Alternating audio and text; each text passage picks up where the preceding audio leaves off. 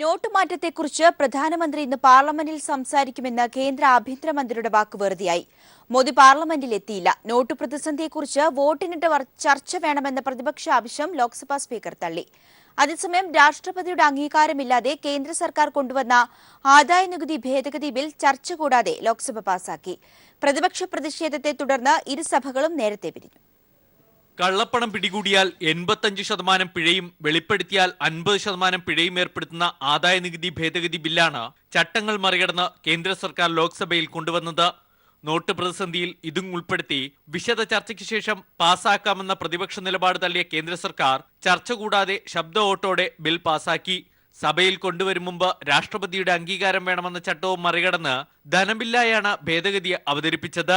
ധനബില്ലായതിനാൽ രാജ്യസഭയുടെ അംഗീകാരം വേണ്ടതില്ല. 14 ദിവസത്തിനുള്ളിൽ ബിൽ നിയമമാകും. പാർലമെന്റിന്റെ ചരിത്രത്തിൽ അപൂർവമായാണ് ഇത്തരം നിർണായകമായ ബിൽ ചർച്ച കൂടാതെ പാസ്സാകുന്നത്. നോട്ടുമാറ്റവും അതിനെ തുടർന്നുള്ള പ്രതിസന്ധിയെക്കുറിച്ചും ലോക്സഭയിൽ പ്രധാനമന്ത്രി സംസാരിക്കുമെന്ന് ഇന്നലെ കേന്ദ്ര ആഭ്യന്തരമന്ത്രി ഉറപ്പു നൽകിയിരുന്നു. പക്ഷേ മോദി ഇന്ന് ലോക്സഭയിൽ എത്തിയതുപോലുമില്ല. വിഷയത്തിൽ വോട്ടിനിട്ട് ചർച്ച വേണമെന്ന ആവശ്യം ലോക്സഭാ സ്പീക്കർ തള്ളി. ഇതേ തുടർന്നുള്ള പ്രതിഷേധത്തിൽ നിരവധി തവണ നിർത്തിവെച്ച ലോക്സഭ ഉച്ചയ്ക്ക് ശേഷം പിരിഞ്ഞു. പ്രധാനമന്ത്രി എത്താതെ നോട്ട് പ്രതിസന്ധിയെക്കുറിച്ചുള്ള ചർച്ചയില്ലെന്ന നിലപാടിൽ പ്രതിപക്ഷം ഉറച്ചു നിന്നതോടെ രാജ്യസഭയും നേരത്തെ പിരിഞ്ഞു. News bureau, Delhi. നോട്ട് പ്രതിസന്ധിയെ തുടർന്ന് അടുത്ത മാസം മുതൽ ശമ്പളം താളം തെറ്റുമെന്ന് ധനമന്ത്രി ഡോക്ടർ തോമസ് ഐസക്. നികുതി വരവിൽ വൻ ഇടിവുണ്ടാകുമെന്നും മന്ത്രി കൊച്ചിയിൽ പറഞ്ഞു. സർക്കാരിന്റെ സമ്പദ്സ്ഥിതി മോശവും ഈ മാസം ശമ്പളത്തിന് പ്രശ്നമൊന്നും ഉണ്ടാവില്ല. പക്ഷെ അത് കഴിഞ്ഞാൽ സർക്കാരിന് വരുമാനം ഉണ്ടെങ്കിലേ സർക്കാരിന് പണം ചെലവാക്കാൻ പറ്റത്തുള്ളൂ. വരുമാനത്തിൽ ഗണ്യമായിട്ടുള്ള ഇടിവാണ് പ്രതീക്ഷിക്കുന്നത്. ലോട്ടറി വരുമാനം 0ആണ്. ലാൻഡ് രജിസ്ട്രേഷൻ ഏതാണ്ട് ഒരു പകുതിയിൽ താഴെയായിട്ട് ചുരുങ്ങും. മോട്ടോർ വെഹിക്കിൾസ് ടാക്സിൽ 50% കുറവുണ്ട്. വാറ്റ് എത്രയാണെന്ന് വരുമ്പോഴേ കാണാൻ പറ്റൂ. എനിക്ക് തോന്നുന്നു ഒരു 30% ആവും നേരത്തെ ഉണ്ടായിരുന്നതിൻ്റെ. അങ്ങനെ വളരെ ഗണ്യമായിട്ട് സർക്കാരിൻ്റെ വരുമാനം ഈ ഡിസംബർ മാസത്തിൽ കുറയാൻ പോവുകയാണ്. അധികാരത്തിലേറി 2.5 വർഷത്തിനിടെ മോദി സർക്കാർ പരസ്യങ്ങൾക്കായി ചെലവഴിച്ചത് 1100 കോടി രൂപയെന്ന് വിവരാവകാശ രേഖകൾ. പ്രധാനമന്ത്രി നരേന്ദ്രമോദിയെ കേന്ദ്രമാക്കിയുള്ളതാണ് പരസ്യങ്ങളെല്ലാം. ഇന്ത്യയുടെ ചൊവ്വാ ദൌത്യമായ മംഗൾയാൻ പദ്ധതിക്കായി ചെലവഴിച്ചതിന്റെ 2 ഇരട്ടിയോളം ചെലവിട്ടാണ് ഈ പരസ്യധൂർത്ത്. നരേന്ദ്രമോദിയുടെയും സർക്കാരിന്റെയും മഹത്വം പാടാൻ 1100 കോടി രൂപ ചെലവ് വന്നപ്പോൾ സർക്കാർ പുതിയ നോട്ടുകളിൽ വരെ പച്ചകുത്തി കാണിക്കുന്ന ബഹിരാകാശ നേട്ടം മംഗൾയാന് ചെലവായത് വെറും 450 കോടി രൂപ. അതായത് മോദി സ്വന്തം പബ്ലിസിറ്റിക്കായി ചിലവാക്കിയ തുക കൊണ്ട് വേണമെങ്കിൽ 2 മംഗൾയാൻ കൂടി ചൊവ്വയിലേക്ക് അയക്കുക മാത്രമല്ല, ഒരു മംഗൾയാൻ പകുതിയാക്കി വെക്കുകയും ചെയ്യാമെന്നർത്ഥം. രാംവീർ സിംഗ് എന്ന വിവരാവകാശ പ്രവർത്തകൻ നൽകിയ അപേക്ഷയിൽ ഇൻഫർമേഷൻ ആൻഡ് ബ്രോഡ്കാസ്റ്റിംഗ് മന്ത്രാലയത്തിൽ നിന്നാണ് രാജ്യം വൻ സാമ്പത്തിക പ്രതിസന്ധിയിലായ കാലത്തെ ഈ പരസ്യധൂർത്തിന്റെ ഞെട്ടിക്കുന്ന വിവരങ്ങൾ ലഭ്യമായത്. 2014 ജൂൺ 1 മുതൽ 2016 ഓഗസ്റ്റ് 31 വരെയുള്ള കണക്കുകളാണ് ഇൻഫർമേഷൻ ആൻഡ് ബ്രോഡ്കാസ്റ്റിംഗ് മന്ത്രാലയം പുറത്തുവിട്ടിരിക്കുന്നത്. ഈ കണക്കുകൾ പ്രകാരം ഒരു ദിവസത്തെ മോദി സർക്കാരിന്റെ പരസ്യച്ചെലവ് ഏകദേശം 1,40 ലക്ഷം രൂപയാണെന്നർത്ഥം. ഇലക്ട്രോണിക് മീഡിയയിൽ പ്രത്യേകിച്ച് television, radio, internet, cinema, SMS എന്നിവ വഴിയുള്ള പരസ്യച്ചെലവ് മാത്രമാണിത്. പത്രപരസ്യങ്ങൾ, പോസ്റ്ററുകൾ, ഹോർഡിങ്ങുകൾ, ബുക്ക്ലെറ്റുകൾ എന്നിവയൊന്നും ഈ ചെലവിൽ വരുന്നേയില്ല. അതിന്റെ കണക്ക് കൂടി ലഭിച്ചാൽ എത്ര മംഗൾയാൻ വിടാനുള്ള തുകയാവും മോദിയുടെ ഈ മഹത്വഘോഷണത്തിന് ചെലവിട്ടതെന്ന് ഊഹിക്കാനുമാവില്ല. News desk. മോദി ഹിറ്റ്ലറുടെ വഴിയിലെന്ന് ചരിത്രകാരൻ MGS. ജനാധിപത്യത്തിൽ നിന്നും സ്വേച്ഛാധിപത്യത്തിലേക്ക് വഴിയുണ്ട്. അങ്ങനെ വഴിതെളിച്ചയാളാണ് ഹിറ്റ്ലർ എന്നും മോദി സർക്കാരിന്റെ പ്രയാണം ആ വഴിക്കാണ് വിരൽ ചൂണ്ടുന്നതെന്നും MGS പറഞ്ഞു. ഒരു വാരികയ്ക്ക് നൽകിയ ലേഖനത്തിലാണ് MGSന്റെ പ്രതികരണം. ജനാധിപത്യത്തിലൂടെ സ്വേച്ഛാധിപത്യത്തിലേക്ക് ഒരു വഴിയുണ്ട് എന്ന് ഹിറ്റ്ലർ തെളിയിച്ചിട്ടുണ്ട്. ആ നാസി ജർമ്മൻ ചരിത്രത്തിൽ നിന്ന് ഒരു പാഠം പഠിക്കാൻ ഇന്ത്യ ഒരുങ്ങേണ്ടതാണ്. ഏറെ ജനപ്രിയമായ വിജയകരമായ പദ്ധതികളിലൂടെയുള്ള മോദി സർക്കാരിന്റെ പ്രയാണം ആ വഴിക്കാണ് വിരൽ ചൂണ്ടുന്നത് എന്ന് പറഞ്ഞുകൊണ്ടാണ് MGSന്റെ ലേഖനം ആരംഭിക്കുന്നത്. മോദിയുടെ മാർഗത്തിൽ കോൺഗ്രസും മുസ്ലിം ലീഗും ഇല്ലാതായി കഴിഞ്ഞു. മാർക്സിസ്റ്റുകൾ ഇന്ത്യൻ രാഷ്ട്രീയ രംഗത്ത് ഒരു ചെറിയ തലവേദന മാത്രമായി. ഈ ഘടകങ്ങളെല്ലാം ഫാഷിസത്തിന്റെ അരങ്ങേറ്റത്തിന് പശ്ചാത്തലമൊരുക്കുന്നുവെന്നും MGS നിരീക്ഷിക്കുന്നു. മോഡിക്ക് ആയുരാരോഗ്യങ്ങൾ കൂടി ഉണ്ടാവുകയാണെങ്കിൽ തെരഞ്ഞെടുപ്പ് രാഷ്ട്രീയത്തിലൂടെ തന്നെ സ്വേച്ഛാധിപത്യ ഭരണം സൃഷ്ടിക്കുവാൻ സാധിക്കും. ഇപ്പോൾ മോഡി ഫാഷിസ്റ്റാണെന്ന് പറഞ്ഞുകൂടെങ്കിലും ഇനി വരുന്ന വർഷങ്ങൾ ഫാഷിസ്റ്റ് ഭരണത്തിലേക്ക് എത്താൻ സാധ്യതയുണ്ടെന്ന് കരുതുന്നു. ഹിറ്റ്ലറുടെ ജർമ്മൻ ചരിത്രത്തിൽ നിന്ന് പാഠം പഠിക്കാൻ ഇന്ത്യൻ സമൂഹം തയ്യാറാവുകയാണെങ്കിൽ ജനങ്ങളുടെ തീവ്രമായ രാഷ്ട്രീയ ബോധവൽക്കരണം മാത്രമാണ് അപകടം ഒഴിവാക്കാൻ ഇടയുള്ളത്. ഈ ബോധവൽക്കരണം എത്ര വൈകുന്നുവോ അത്രയും വേഗം രക്ഷാകവാടങ്ങൾ അടഞ്ഞ് അന്ധകാരയുഗത്തിന്റെ ആവരണം അടുത്തെത്തുക തന്നെ ചെയ്യും എന്ന് ഓർമ്മപ്പെടുത്തലോടെയാണ് ലേഖനം അവസാനിക്കുന്നത്. News desk. പത്മനാഭസ്വാമി ക്ഷേത്രത്തിൽ സ്ത്രീകൾക്ക് ചുരിദാർ ധരിച്ച് പ്രവേശിക്കാൻ അനുമതി. ക്ഷേത്രം എക്സിക്യൂട്ടീവ് ഓഫീസർ കെ.എൻ. സതീഷ് ഇത് സംബന്ധിച്ച് ഉത്തരവിറക്കി. ക്ഷേത്രം തന്ത്രിക്കും രാജകുടുംബത്തിനും തീരുമാനത്തിൽ അതൃപ്തിയുണ്ട്. അഭിഭാഷകയായ റിയ രാജീവ് ഹൈക്കോടതിയെ സമീപിച്ചതിനെ തുടർന്നാണ് ക്ഷേത്രം എക്സിക്യൂട്ടീവ് ഓഫീസർ തീരുമാനമെടുത്തത്. പത്മനാഭസ്വാമി ക്ഷേത്രത്തിൽ സ്ത്രീകൾ ചുരിദാർ ധരിച്ച് പ്രവേശിക്കുന്നത് സംബന്ധിച്ച് ഭക്തജനങ്ങളുമായി ആലോചിച്ച് തീരുമാനമെടുക്കാൻ ഹൈക്കോടതി നിർദ്ദേശിച്ച പശ്ചാത്തലത്തിലാണ് ക്ഷേത്രം എക്സിക്യൂട്ടീവ് ഓഫീസറുടെ സുപ്രധാന തീരുമാനം. ക്ഷേത്രത്തിൽ സ്ത്രീകൾക്ക് ചുരിദാർ ധരിച്ച് പ്രവേശിക്കുന്നതിന് അനുമതി നൽകിയുള്ള ഉത്തരവും എക്സിക്യൂട്ടീവ് ഓഫീസർ പുറത്തിറക്കി. തീരുമാനം ഹൈക്കോടതിയെയും അറിയിച്ചു. ചുരിദാറിന് മുകളിൽ മുണ്ടു ചുറ്റി മാത്രമായിരുന്നു സ്ത്രീകളെ ഇതുവരെ ക്ഷേത്രത്തിൽ പ്രവേശിക്കാൻ അനുവദിച്ചിരുന്നത്. ഇതിനെതിരെ അഭിഭാഷകയായ റിയ രാജീവ് ഹൈക്കോടതിയെ സമീപിച്ചിരുന്നു. ഭാരതത്തിൽ തന്നെ എല്ലായിടത്തും അക്സെപ്റ്റഡ് ആയിട്ടുള്ള ഒരു വേഷമാണ് ചുരിദാർ എന്ന് പറയുന്നത്. അതിട്ട് കയറാൻ പാടില്ല. ബാക്കി ഏത് വേഷവും ഇടാം, provided you wrap dhoti around it. So I found this practice to be very unreasonable. ഞാൻ ഹൈക്കോടതിനെ അപ്രോച്ച് ചെയ്തു.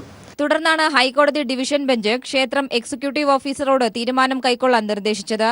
എന്നാൽ ക്ഷേത്രം തന്ത്രി കാലാകാലങ്ങളായി നിലനിൽക്കുന്ന ആചാരം മാറ്റരുതെന്ന് ആവശ്യപ്പെട്ടു. തിരുവിതാംകൂർ രാജകുടുംബവും അഡ്മിനിസ്ട്രേറ്റീവ് കമ്മിറ്റിക്കും തീരുമാനത്തിൽ അതൃപ്തിയുണ്ട്. എന്നാൽ പത്മനാഭസ്വാമി ക്ഷേത്രത്തിൽ സ്ത്രീകൾക്ക് ചുരിദാർ ധരിച്ചു പ്രവേശിക്കാൻ അനുവദിക്കണമെന്ന് കാട്ടി 300ഓളം പരാതികളാണ് ലഭിച്ചിട്ടുള്ളത്. സമൂഹത്തിലെ സിവിൽ സർവന്റുമാരുടെയും സാമൂഹ്യ പ്രവർത്തകരുടെയും അഭിപ്രായം കൂടി കണക്കിലെടുത്താണ് ക്ഷേത്രം എക്സിക്യൂട്ടീവ് ഓഫീസറുടെ തീരുമാനം. എസ് ഷീജ, തിരുവനന്തപുരം. മുംബൈ ഹാജി അലി ദർഗ കബറിടത്തിൽ ചരിത്രം കുറിച്ച് സ്ത്രീകൾ പ്രവേശിച്ചു. 80ഓളം സ്ത്രീകളാണ് ദർഗയിലെ കബറിടത്തിൽ പ്രവേശിച്ചത്. 5 വർഷം മുൻപാണ് ദർഗയിൽ സ്ത്രീകൾക്ക് വിലക്ക് ഏർപ്പെടുത്തിയത്. ഇതിനെതിരെ ഭാരതീയ മുസ്ലിം മഹിളാ ആന്തോളൻ സംഘടന ബോംബെ ഹൈക്കോടതിയെ സമീപിക്കുകയും സ്ത്രീകളെ പ്രവേശിപ്പിക്കണമെന്ന് ഹൈക്കോടതി ഉത്തരവിടുകയും ചെയ്തിരുന്നു. എന്നാൽ കോടതി ഉത്തരവ് വന്നിട്ടും സ്ത്രീകളെ പ്രവേശിപ്പിക്കാൻ ട്രസ്റ്റ് ഭാരവാഹികൾ തയ്യാറായിരുന്നില്ല. പിന്നീട് സുപ്രീം കോടതി സ്ത്രീകളെ പ്രവേശിപ്പിക്കണമെന്നും 4 ആഴ്ചയ്ക്കകം ആരാധനയ്ക്കായി പ്രത്യേക സൌകര്യം ഏർപ്പെടുത്തണമെന്നും നിർദ്ദേശിച്ചു. ഇതിന് പിന്നാലെയാണ് സ്ത്രീകൾ ദർഗയിലെ കബറിടത്തിൽ പ്രവേശിച്ചത്. ഇനി ശബരിമല സന്നിധാനത്ത് പ്രവേശിക്കുകയാണ് അടുത്ത ലക്ഷ്യമെന്ന് ഭൂമാതാ ബ്രിഗേഡ് നേതാവ് തൃപ്തി ദേശായി വ്യക്തമാക്കി. വിദ്യാഭ്യാസ വായ്പ തിരിച്ചുപിടിക്കാൻ SBIയും SBTയും സ്വകാര്യ കമ്പനികളെ ഏൽപ്പിച്ചു. ഇക്കാര്യം കേന്ദ്ര ധനകാര്യ മന്ത്രാലയം അംഗീകരിച്ചു. പിടിച്ചെടുക്കുന്ന തുകയുടെ 55% സ്വകാര്യ കമ്പനികൾക്ക് സ്വന്തമാക്കാനും അനുവാദം നൽകി. റിലയൻസ് അടക്കമുള്ള കമ്പനികളാകും ഇനി വിദ്യാഭ്യാസ വായ്പ തിരിച്ചുപിടിക്കാൻ വിദ്യാർത്ഥികളുടെ വീട്ടുപടിക്കലെത്തുക. കിട്ടാക്കടം തിരിച്ചുപിടിക്കാൻ റിലയൻസ് അടക്കമുള്ള വൻകിട സ്വകാര്യ കുത്തകകൾ പ്രത്യേക കമ്പനികൾ രൂപവൽക്കരിച്ചിട്ടുണ്ട്. ഈ കമ്പനികളെയാണ് പൊതുമേഖലാ സ്ഥാപനങ്ങളായ SBTയും SBIയും വിദ്യാഭ്യാസ വായ്പ തിരിച്ചുപിടിക്കാനും നിയോഗിച്ചിരിക്കുന്നത്. ഇതിന് കേന്ദ്ര ധനകാര്യ മന്ത്രാലയം അംഗീകാരം നൽകി. രാജ്യസഭാ MP KK രാഗേഷിനാണ് ധനകാര്യ മന്ത്രാലയം മറുപടിയിലൂടെ ഇക്കാര്യം അറിയിച്ചത്. വിദ്യാർത്ഥികളിൽ നിന്നും തിരിച്ചുപിടിക്കുന്ന വായ്പയുടെ 55% തുകയും ഈ കമ്പനികൾക്ക് കൈവശം വയ്ക്കാം. ബാക്കിയുള്ള 45% തുക 15 വർഷത്തിനുള്ളിൽ മാത്രം കമ്പനികൾ ബാങ്കുകളിൽ തിരിച്ചു നൽകിയാൽ മതി. ഏതു വിധേനയും ഭീഷണിപ്പെടുത്തിയോ സമ്മർദ്ദം ചെലുത്തിയോ ഇവർ വായ്പകൾ തിരിച്ചുപിടിക്കും. ഇതേ കൺസെഷൻ വിദ്യാർത്ഥികൾക്ക് നൽകിയാൽ ഈ തിരിച്ചടവിൽ വീഴ്ച വന്നിട്ടുള്ള വായ്പാ തുക പൂർണ്ണമായും വിദ്യാർത്ഥികൾ തിരിച്ചടക്കുമല്ലോ. എന്തുകൊണ്ടാണ് ആ കൺസെഷൻ വിദ്യാർത്ഥികൾക്ക് നൽകാത്തത് എന്ന ചോദ്യത്തിന് ഉത്തരം നൽകാൻ കേന്ദ്ര ഗവൺമെന്റ് തയ്യാറായിട്ടില്ല. നേരത്തെ സ്വകാര്യ ബാങ്കുകൾ ഇത്തരത്തിൽ വായ്പകൾ തിരിച്ചുപിടിക്കാൻ കമ്പനികളെ ഏൽപ്പിച്ചത് നിരവധി ആത്മഹത്യകൾക്ക് വഴിവെച്ചിരുന്നു. ഇതിന് പിന്നാലെയാണ് കേരളത്തിൽ 80% ലോണുകൾ നൽകിയിരിക്കുന്ന SBTയും SBIയും സ്വകാര്യ കമ്പനികൾക്ക് വായ്പ തിരിച്ചുപിടിക്കാൻ അധികാരം നൽകിയിരിക്കുന്നത്. 3 വർഷത്തിൽ കൂടുതൽ കുടിശ്ശിക വരുത്തിയവരുടെ അക്കൗണ്ടുകളാണ് ആദ്യം സ്വകാര്യ കമ്പനികൾക്ക് കൈമാറുക. ലോണുമായി ബന്ധപ്പെട്ട എല്ലാ വിവരങ്ങളും സ്വകാര്യ കമ്പനികൾക്ക് നൽകും. വായ്പാ തുക തിരിച്ചടയ്ക്കാത്തവർ കമ്പനിക്ക് ബാധിതപ്പെട്ടവരായിരിക്കുമെന്നും ഉത്തരവിൽ ചൂണ്ടിക്കാട്ടുന്നു. വിജയ് മല്യയും ലളിത് മോദിയും പോലുള്ള വൻകിട കുത്തകളുടെ കോടികളുടെ കിട്ടാക്കടങ്ങൾ നിഷ്ക്രിയാസ്തിയാക്കി മാറ്റുന്നവരാണ് പാവപ്പെട്ടവരുടെ വിദ്യാഭ്യാസ വായ്പ തിരികെ പിടിക്കാൻ അതേ സ്വകാര്യ കമ്പനികളെ ഏൽപ്പിച്ചിരിക്കുന്നത്. Manushankar, news bureau, Delhi. ബാറുകളിൽ നിന്നും ബിയർ ചില്ലറ വിൽക്കുന്നത് കുറ്റകരമെന്ന് ഹൈക്കോടതി ഡിവിഷൻ ബെഞ്ച്. ബിയർ ചില്ലറ വിൽപ്പനയ്ക്കുള്ള അവകാശം കൺസ്യൂമർ ഫെഡിനും ബിവറേജസ് കോർപ്പറേഷനും മാത്രമാണെന്നും ഹൈക്കോടതി വ്യക്തമാക്കി. ബാറുകളിൽ നിന്നും ബിയർ പാഴ്സലായി വിൽക്കാമെന്ന സിംഗിൾ ബെഞ്ച് വിധി റദ്ദാക്കിക്കൊണ്ടാണ് ഡിവിഷൻ ബെഞ്ചിന്റെ ഉത്തരവ്. സിംഗിൾ ബെഞ്ച് വിധിക്കെതിരെ സർക്കാർ സമർപ്പിച്ച ഹർജിയിലാണ് ഡിവിഷൻ ബെഞ്ചിന്റെ ഉത്തരവ്. ബാറുകളിൽ നിന്നും ബിയർ ചില്ലറ വിൽപ്പന അനുവദിച്ചുകൊണ്ട് മുൻപ് സിംഗിൾ ബെഞ്ച് വിധിച്ചിരുന്നു. ഈ വിധിക്കെതിരെ സർക്കാർ സമർപ്പിച്ച അപ്പീൽ അനുവദിച്ചുകൊണ്ടാണ് ഡിവിഷൻ ബെഞ്ചിന്റെ ഉത്തരവ്. സിംഗിൾ ബെഞ്ച് ഉത്തരവ് ഡിവിഷൻ ബെഞ്ച് റദ്ദാക്കി. ബാറുകളിൽ നിന്നും ബിയർ ചില്ലറ വിൽപ്പന നടത്തുന്നത് കുറ്റകരമാണെന്ന് ഡിവിഷൻ ബെഞ്ച് വ്യക്തമാക്കി. ചില്ലറ വിൽപ്പനയ്ക്കുള്ള അവകാശം കൺസ്യൂമർ ഫെഡിനും ബെവറേജസ് കോർപ്പറേഷനും മാത്രമാണുള്ളത്. ബാർ ഹോട്ടലിൽ നിന്നും വിൽക്കുന്ന ബിയർ അവിടെ വെച്ച് തന്നെ ഉപഭോക്താവ് ഉപയോഗിക്കണം. അത് പാഴ്സലായി വിൽക്കുന്നത് ഡിവിഷൻ ബെഞ്ച് തടഞ്ഞു. ബിയറുകൾ ചില്ലറ വിൽപ്പന നടത്തിയ ചില ബാറുകൾക്കെതിരെ എക്സൈസ് കമ്മീഷണർ ഋഷിരാജ് സിംഗിന്റെ നിർദ്ദേശപ്രകാരം എക്സൈസ് വകുപ്പ് കേസെടുത്തിരുന്നു. ഇതിനെതിരെ ബാർ ഉടമകൾ കോടതിയെ സമീപിക്കുകയും സിംഗിൾ ബെഞ്ചിൽ നിന്നും അനുകൂല വിധി സമ്പാദിക്കുകയും ചെയ്തു.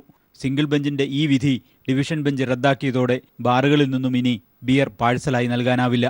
News bureau, Kochi. ജമ്മുവിൽ നഗ്രോദിൽ ഭീകരാക്രമണത്തിൽ 7 സൈനികർ മരിച്ചു. കൊല്ലപ്പെട്ടവരിൽ 2 ഓഫീസർമാരും 3 ഭീകരരും കൊല്ലപ്പെട്ടതായി സൈനിക വക്താവ് അറിയിച്ചു. ജമ്മു കാശ്മീരിലെ നഗോദ്ര സൈനിക താവളത്തിനു നേരെ ഇന്നു രാവിലെ ഉണ്ടായ ഭീകരാക്രമണത്തിലാണ് 7 സൈനികർ കൊല്ലപ്പെട്ടത്. 3 ഭീകരരെ വധിച്ചതായും സൈന്യം അറിയിച്ചു. മരിച്ച സൈനികരിൽ 2 ഓഫീസർമാരും ഉൾപ്പെടുന്നു. സൈനിക താവളത്തിൽ കടന്നുകയറിയ ഭീകരർക്ക് വേണ്ടിയുള്ള തെരച്ചിലും സൈനിക നടപടിയും രാത്രി 7 മണിയോടെയാണ് അവസാനിച്ചത്. 3 സൈനികർ കൊല്ലപ്പെട്ടുവെന്നായിരുന്നു നേരത്തെ പുറത്തുവന്ന റിപ്പോർട്ട്. തോക്കുകളും ഗ്രനേഡുകളുമായി സൈനിക താവളത്തിനു നേരെ ഭീകരർ ആക്രമണം നടത്തുകയായിരുന്നുവെന്ന് സൈനിക വക്താവ് പറഞ്ഞു.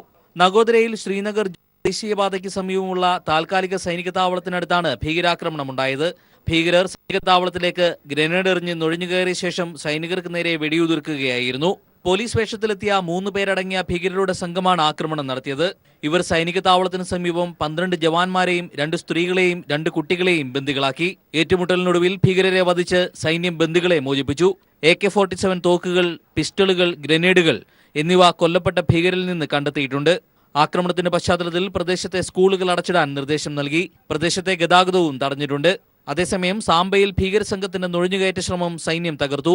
കൂടുതൽ ഭീകരർ രാജ്യത്ത് നുഴഞ്ഞുകയറിയിട്ടുണ്ടെന്ന് രഹസ്യാന്വേഷണ വിഭാഗം മുന്നറിയിപ്പ് നൽകിയിട്ടുണ്ട്. News bureau, Delhi. റിയാദിൽ വിസ തട്ടിപ്പിനിരയായ 7 മലയാളി യുവതികൾ ദുരിതത്തിൽ. 3 മാസമായി ശമ്പളവും ആനുകൂല്യങ്ങളും കിട്ടാത്ത ഇവർ പട്ടിണിയിലാണ്. ഉയർന്ന ശമ്പളവും മറ്റും വാഗ്ദാനം ചെയ്താണ് ഇവരെ കേരളത്തിൽ നിന്നുള്ള ട്രാവൽസ് മുഖേനയും ഏജന്റുമാർ മുഖേനയും റിയാദിലെത്തിച്ചത്. അതേസമയം ഇവരെ സഹായിക്കാൻ അടിയന്തര നടപടി കൈക്കൊള്ളുമെന്ന് നോർക്ക വ്യക്തമാക്കി. നാട്ടിൽ നിന്നും ഉയർന്ന ശമ്പളവും മറ്റ് ആനുകൂല്യങ്ങളും വാഗ്ദാനം ചെയ്ത് ട്രാവൽസ് മുഖേനയും ഏജന്റുമാർ മുഖേനയും സൗദിയിലെത്തിയ 7 മലയാളി സ്ത്രീകളാണ് ദുരിതത്തിലായിരിക്കുന്നത്. ഉള്ളതെല്ലാം വിറ്റുപിറക്കി പുതിയൊരു ജീവിതം സ്വപ്നം കണ്ട പ്രവാസ ലോകത്തേക്കെത്തിയ ഇവർ ഏജന്റുമാരുടെ കബളിപ്പിക്കൽ കാരണം 3 മാസത്തോളമായി ശമ്പളമോ മറ്റ് ആനുകൂല്യങ്ങളോ ഇല്ലാതെ കഷ്ടപ്പെടുകയാണ്. ഏജൻസി കൊടുത്തു 1500 റിയാൽ സാലറി പറഞ്ഞാണ് ഞാനിവിടെ വന്നത്. ഇപ്പോൾ എനിക്കൊന്നും തന്നെ നാട്ടിൽ അയക്കാൻ കിട്ടിയിട്ടില്ല. 1 പൈസ കൂടി ഞാൻ നാട്ടിൽ അയക്കാൻ എനിക്ക് ഇതുവരെയായിട്ടും കഴിഞ്ഞിട്ടില്ല. എൻ്റെ ബാങ്കുകാർ എൻ്റെ വീട് വരെ ജപ്തി ചെയ്യുന്ന ഒരു അവസരത്തിലാണ് ഇപ്പോൾ. പട്ടിണി എന്നുള്ള അവസ്ഥയിലാണ് എൻ്റെ വീട്ടുകാർ ജീവിക്കുന്നത്. എൻ്റെ കൊച്ചിനെങ്കിലും എനിക്ക് രക്ഷപ്പെടുത്താൻ വേണ്ടി ഞാനിവിടെ കരഞ്ഞ് കാല് പിടിച്ച് ഞാൻ എന്നെ കയറ്റിവിടാൻ പറഞ്ഞിട്ട് ഇവരെന്നോട് 8000 റിയാൽ കെട്ടിവെക്കാൻ അതിനുള്ള സാമ്പത്തികം എനിക്കില്ല. മുംബൈയിലുള്ള റാഹത്ത് ട്രാവൽസ് ആണ് ഇവരുടെ വിസ സ്റ്റാമ്പ് ചെയ്തിരിക്കുന്നത്. എറണാകുളത്തെ കുമാർ ട്രാവൽസ്, കാഞ്ഞിരപ്പള്ളിയിലുള്ള യുണൈറ്റഡ് അറബ്, കോഴിക്കോട്ടെ 3 സ്റ്റാർ, കോട്ടയം ബോസ് കൺസൾട്ടൻസി എന്നീ ട്രാവൽസുകൾ മുഖേനയാണ് ഇവർ സൗദിയിലെത്തിച്ചേർന്നിരിക്കുന്നത്. എന്നാൽ ഏജൻസികൾ പറഞ്ഞിരുന്ന ശമ്പളമോ മറ്റു സൗകര്യങ്ങളോ അല്ല ഇവർക്ക് ഇവിടെ ലഭിച്ചത്. തുടർന്ന് പീപ്പിൾ TV ഇവരുടെ വാർത്ത പുറത്തുവിട്ടതോടെ നോർക്ക ഈ വിഷയത്തിൽ ഇടപെടുമെന്ന് ഉറപ്പു നൽകി. ഇവർക്ക് വേണ്ട സഹായം ഉടൻ ഉറപ്പാക്കാമെന്ന് നോർക്ക സെക്രട്ടറി ഉഷ ടൈറ്റസ് പീപ്പിൾ TVയോട് പറഞ്ഞു.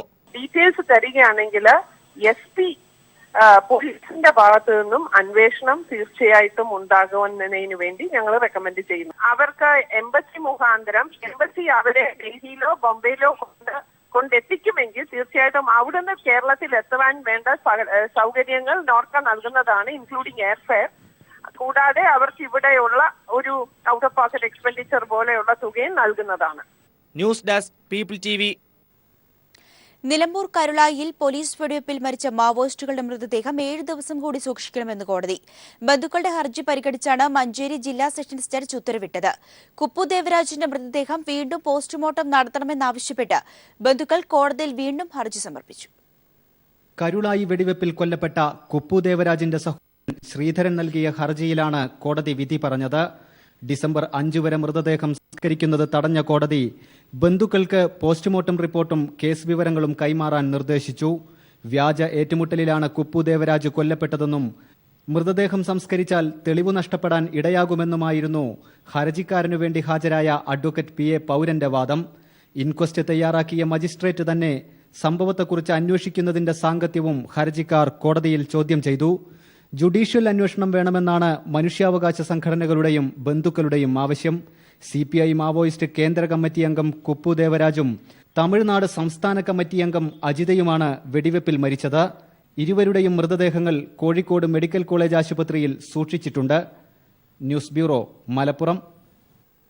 ബ്രസീലിലെ ക്ലബ് ഫുട്ബോൾ താരങ്ങളുമായി പോയ വിമാനം കൊളംബിയയിൽ തകർന്നു വീണു. 76 പേർ മരിച്ചതായി റിപ്പോർട്ട്. 5 പേരെ രക്ഷപ്പെടുത്തി. ഫുട്ബോൾ താരങ്ങളടക്കം 81 പേരാണ് വിമാനത്തിലുണ്ടായിരുന്നത്. കോപ്പസുഡ അമേരിക്ക ടൂർണമെന്റിൽ കളിക്കാൻ പോയവരാണ് അപകടത്തിൽപ്പെട്ടത്. ബൊളീവിയയിൽ നിന്നും മെഡിലിൻസ് ഇന്റർനാഷണൽ വിമാനത്തിലേക്ക് പോയ വിമാനമാണ് ലാൻഡിംഗിനിടെ തകർന്നു വീണത്. ശബരിമല സന്നിധാനത്ത് ഏറ്റവും സജീവമായുള്ളത് അന്നദാന മണ്ഡപമാണ്. കോടിക്കണക്കിന് രൂപ മുടക്കി തിരുവിതാംകൂർ ദേവസ്വം ബോർഡ് പണികഴിപ്പിച്ച അന്നദാന മണ്ഡപത്തിൽ 24 മണിക്കൂറും എന്ന പോലെ ഭക്ഷണ വിതരണവും നടക്കുന്നുണ്ട്. സന്നിധാനത്തെ അയ്യപ്പന്റെ മുന്നിലെ തിരക്ക് കഴിഞ്ഞാൽ ഏറ്റവും വലിയ നിര കാണാൻ സാധിക്കുക ഇവിടെയാണ്, ഈ അന്നദാന മണ്ഡപത്തിൽ. ദേവസ്വം ബോർഡ് കോടികൾ മുടക്കി തയ്യാറാക്കിയ ഇവിടെ രാവിലെ പ്രാതൽ മുതൽ പിറ്റേ ദിവസം രാവിലെ 5 മണിവരെ ഭക്ഷണം റെഡി. ആയിരക്കണക്കിന് പേർക്ക് ഒരേ സമയം ഇരുന്ന് കഴിക്കാൻ സാധിക്കുന്നതിനാൽ മണിക്കൂറുകളോളം ഇവിടെ വരി നിൽക്കേണ്ടി വരാറില്ല. രാത്രിയിലെ ചോറ് കഴിഞ്ഞാൽ പിന്നെ ഉപ്പുമാവാണ് ഭക്തർക്കായി നൽകുന്നത്. രാവിലെ 6 മണി മുതൽ ഇതിന് കാപ്പിയോടുകൂടി ആരംഭിക്കുകയും 7 മണി മുതൽ 10 മണി വരെ ഉപ്പുമാവ്, കടല, ശർക്കര കാപ്പി ഈ വിഭവവും, അതിനുശേഷം 11 മണി മുതൽ 3 മണി വരെ ഊണും, 12 മണി മുതൽ 5 മണി വരെ വീണ്ടും ഉപ്പുമാവും അതിനുമായി ബന്ധപ്പെട്ട എന്തെങ്കിലും ഒരു കറിയും കൂടെ തയ്യാറാക്കി കൊടുക്കുന്ന 24 മണിക്കൂർ ഒരേ പോണക്ക് പ്രവർത്തിക്കുന്ന ഈ അന്നദാന മണ്ഡപം. ദേവസ്വം ബോർഡ് അന്നദാന മണ്ഡപത്തിന്റെ പണി നേരത്തെ തുടങ്ങിയിരുന്നെങ്കിലും മണ്ഡലകാലമായപ്പോഴേക്കും മുഴുവൻ പണിയും പൂർത്തിയാക്കാൻ സാധിച്ചില്ല. പക്ഷേ ഉള്ള സൗകര്യത്തിൽ അന്നദാന വിതരണം നടത്തുകയാണിപ്പോൾ. സന്നിധാനത്തെ പല ഹോട്ടലുകളിലെയും ഭക്ഷണത്തിന്റെ ഗുണനിലവാരത്തിൽ ആശങ്കയുള്ളവരിൽ കൂടുതലും ഇവിടുത്തെ ഭക്ഷണത്തിലാണ് വിശ്വാസമർപ്പിച്ച് കഴിക്കുന്നത്. ആചാരങ്ങൾക്കും അനുഷ്ഠാനങ്ങൾക്കും അപ്പുറം ശരണസന്നിധിയിലെത്തുന്ന ആരും വിശന്നിരിക്കരുത് എന്ന ഒരു ലക്ഷ്യമാണ് തിരുവിതാംകൂർ ദേവസ്വം ബോർഡ് ഇതിലൂടെ നടപ്പിലാക്കുന്നത്. സന്നിധാനത്തെ അന്നദാന മണ്ഡപത്തിൽ നിന്നും ക്യാമറമാൻ വിനേഷ് നേതാജിക്കൊപ്പം ബിജേഷ് നടുവിൽ.